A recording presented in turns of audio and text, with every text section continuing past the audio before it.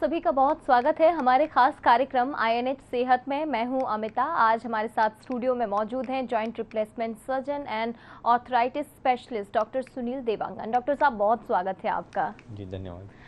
आजकल ज़्यादातर लोगों को जोड़ों के दर्द की शिकायत रहती है। कई बार ये दर्द इतना गंभीर हो जाता है कि व्यक्ति को छोटे से छोटा काम करने में भी परेशानी हो जाती है। ऐसे में जॉइंट रिप्लेसमेंट सर्जरी का सहारा लेकर जोड़ों में आ रही गंभीर समस्या को दूर किया जा सकता है। आज हम डॉक्टर सुनील से जानेंगे कि जॉइंट रिप्लेसमेंट सर्जरी की ज़रूरत कब क्यों पड़ती है और इससे जॉइंट पेन के मरीजों को कैसे आराम मिल सकता है। लेकिन उससे पहले ये छोटी सी रिपोर्ट देख लेते हैं।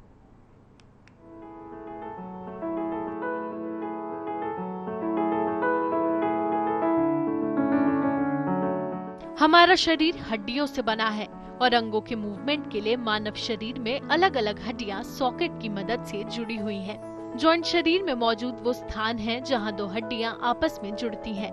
उम्र बढ़ने के साथ साथ हड्डियों के इन जोड़ों पर मौजूद चिकनाई खत्म होने लगती है और कुछ मामलों में टिश्यूज में सूजन भी आ जाती है, जिससे इनके मूवमेंट में दर्द का सामना करना पड़ता है। आमतौर पर देखा गया है कि जोड़ों से संबंधित सभी गंभीर समस्याओं में जॉइंट रिप्लेसमेंट की जरूरत पड़ती है।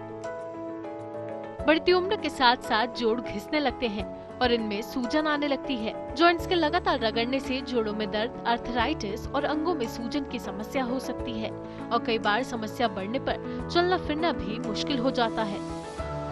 एक सर्जिकल प्रक्रिया का सहारा लेकर बेकार हुए जोड़ों को बदल दिया जाता है। यही सर्जिकल प्रक्रिया जॉइंट रिप्लेसमेंट सर्जरी कहलाती है। जोड़ों में समस्या के कारण कई बार व्यक्ति को अपने दैनिक कामों जैसे उठना, बैठना, चलना और झुकना भी मुश्किल हो जाता है। ऐसे में अगर मरीज जॉइंट रिप्लेसमेंट सर्जरी करवाता है तो इन सभी तकलीफों से निजात मिल सकता है। इस सर्जरी के बाद मरीज काफी हद तक पहले की तरह ही सामान्य और स्वस्थ हो जाता है। जॉइंट रिप्लेसमेंट सर्जरी के बाद व्यक्ति को जोड़ों को मोड़ने में तकलीफ नहीं होती। इसके साथ ही दर्द से राहत मिलती है और जोड़ों का डिफॉर्मेशन भी ठीक हो जाता है। जॉइंट रिप्लेसमेंट का मतलब शरीर के किसी भी हिस्से का जॉइंट हो सकता है। इसमें घुटनों का बदलना और हिप रिप्लेसमेंट भी शामिल है। जोड़ों में किसी भी प्रकार का दर्द होने पर जरूरी है कि डॉक्टर से जल्द संपर्क किया जाए ताकि समस्या और गंभीर ना हो। Bureau report, INH news.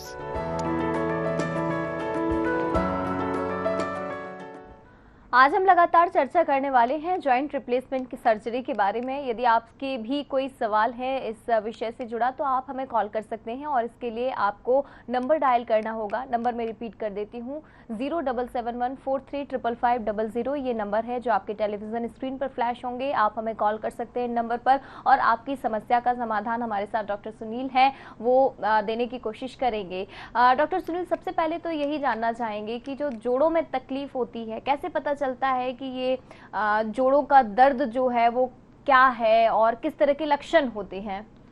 सामान्यतः जोड़ों की तकलीफ सबसे पहले दर्द के रूप में उभर के आएगी। दर्द हो सकता है डायरेक्ट हो कि आपने पहला कदम रखा आपको दर्द हुआ, या फिर सीधे सीधे ये हो सकता है कि वो इनडायरेक्ट पेन हो। आप काफ़ी दूर पहले चल पाते थे, आपका चलना फिरना कम हो गया, और या फिर पैरों में सूजन आना। इस टाइप की बहुत सामान्य सी समस्या होगी जो आपको पता चलेगा कि जोड़ या जोड़ के आसपास। ज़रूरी नहीं है कि बिल्कुल जोड़ के ही डायरेक्टली उस पर दर्द होगा। आपको जोड़ के ऊपर या नीचे उस पर समस्या होती है और वो इनडायरेक्ट पेन कहलाता है। तो पहला डायरेक्ट पेन जो कि सीधे सीधे जोड़ पे पता चलेगा कि जोड़ में या तो दर्द हो रहा है या फिर वहाँ पे सूजन हो रही है। तीसरा ये हो सकता है कि इनडायरेक्ट पेन, जोड़ की दर्द की वजह से आप थक रहे हैं, इनडायरेक्टली घुटने और कूल्हे की वजह से आपको कमर में भी दर्द आ सकता है। तो वो हमको एक बार देख के पता चल सकता है कि वो दर्द किस जोड़ से संबंधित है डायरेक्टली। क्योंकि यदि आप चलने की समस्या की बात करें तो चलने के लिए हमारे पास तीनों अंग हैं, घुटना, कूल्हा और कमर। तीनों एक दूसरे से कोऑर्डिनेशन में रहते हैं और वो कोऑर्डिनेशन एक दूसरे को अफेक्ट करता है। तो मुख्यतः इसमें हमको दर्द की ही समस्या आएगी, डायरेक्टली या इनडायरेक्टली। और यदि कोई माइनर चोट है या आपने खेल कूद किया हुआ है या पुरानी कोई चोट है तो वो आपको पता चल जाता है कि इसकी वजह से यहाँ पे कुछ समस्या आ रही है। कई बार जोड़ों का जो दर्द होता है डॉक्टर, ये जो समस्या है आज की हम बात करें तो क्या ये सिर्फ बुजुर्गों में होती है या किसी भी उम्र वर्ग में ये प्रॉब्लम देखी जा सकती है?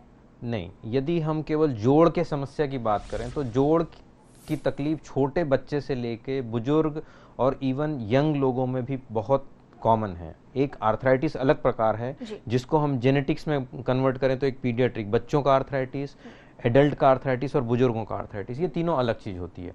लेकिन आज के सिनेरियो में यदि हम देखें तो जोड़ की समस्या मोस्टली आपको प्रोडक्टिव एज ग्रुप, जो यंग जनरेशन है, उसमें बहुत ज़्यादा देखने को मिल रही है। और वो एक कहना चाहिए कि एक सामाजिक समस्या बनती चली जा रही है, क्योंकि हर इंसान अपना नॉर्मल सामान्य काम जो 40-45 की उम्र तक कर पाता था, वो 25, 30, 35 के आसपास पहुंच जाता है कि सर यहाँ दर्द हो रहा है, यहाँ तकलीफ हो रही है।